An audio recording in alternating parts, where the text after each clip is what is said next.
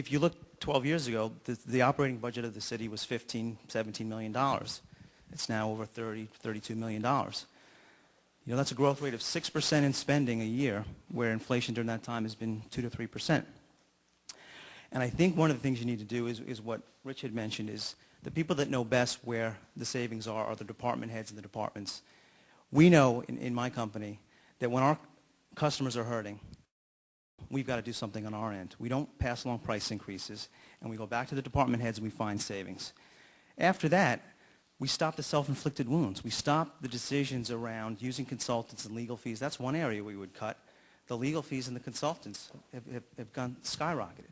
So I think when you look at some of the expense of the turnover of the city manager, if Julia Novak had stayed in 2001 at a salary of $175,000, that's your number. Instead, we've paid search firms, we've paid for a house, we've paid for litigation, we've paid for attorney's fees, we've paid for 2 city managers, an assistant and a full-time city manager. Those are some costs that are passed on to the taxpayer, and we would look to tighten up and get those savings there as well.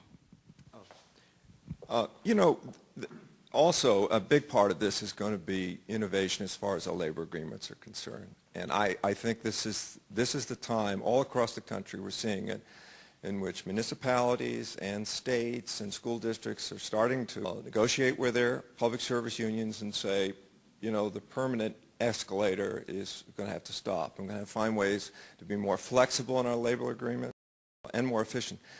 Just yesterday, I was on vacation in Minneapolis, but I had an opportunity to go visit a KIPP school, which is a publicly run school, which is a charter school in Minneapolis. And this is a school that's achieving extraordinary things.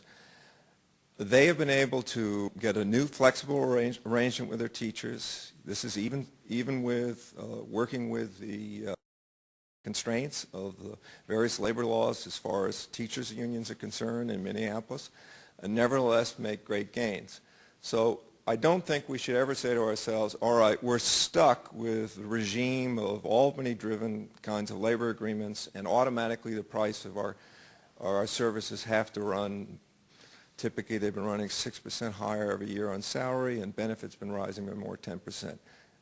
It'll take time. They may be difficult, but I think that we have to start a new era as far as labor agreements are concerned in the city of Rye, in which we seek flexibility more than anything else.